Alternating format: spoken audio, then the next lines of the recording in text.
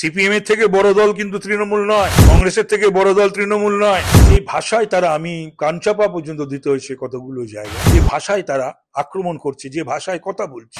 যত গাঁজা কেস দিয়েছে এই বাংলার বুকে, অত গাঁজার চাষ বাংলায় হয় না। বিরোধীদের যাদের পছন্দ হয় না, এবং তৃণমূলীয় তারা, তাদের বিরুদ্ধে যাদের পছন্দ হয় না, এই গাঁজা কেস, যত গাঁজা কেস দিয়েছে এই বাংলার বুকে, অত গাঁজার চাষ বাংলায় হয় না।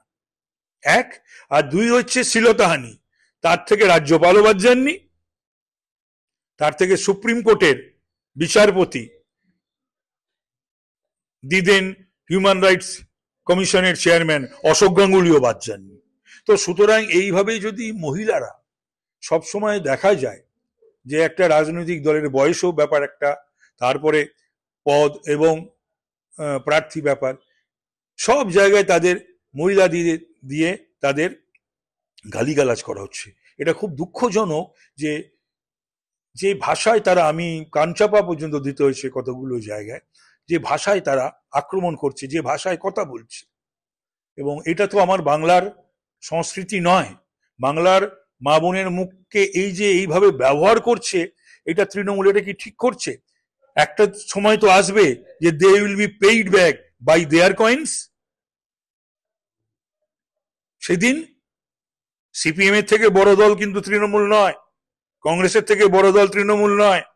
আর মমতা ব্যানার্জি, সিদ্ধার্থ শঙ্কর রায়, জ্যোতিবাবু বা বুদ্ধবাবুর থেকে বড় রাজনৈতিক ব্যক্তিত্ব নয়, সেটা যেন ভেবে তৃণমূলীরা কাজ করে।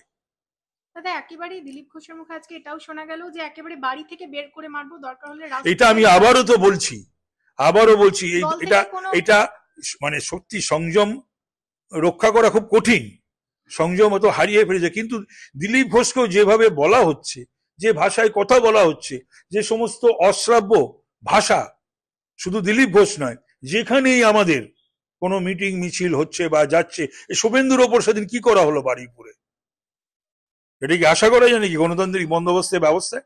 বাংলার বুকে কখনো কোনো বিরোধী নেতার ওপর এটা হয়েছে? কখনো কোনো সময় কোনো আমলে স্বাধীনতার পরে? সেই প্রসঙ্গে হুমায়ুন কবির বলছেন, বারুইপুরে ট্রেলার দেখিয়েছিলাম, মুর্শিদাবাদে এলে সিনেমা দেখাবো।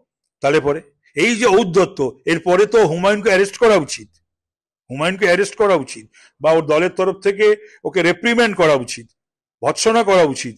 করছে কি কেউ? করছে না। তার কারণ ওরা চায় এই সমস্ত এলিমেন্ট, এই সমস্ত কথাবার্তা, এই সমস্ত ভাষা এবং এই সমস্ত উক্তি, মন্তব্য, এগুলোকে তারা জিয়ে রাখতে চায়। তার কারণ তাদের সুস্থ স্বাভাবিক রাজনীতি করা, নিজেদের কাজের কথা, উন্নয়নের কথা তুলে ধরে মানুষের সমর্থন পাওয়ার উপায় তাদের নেই।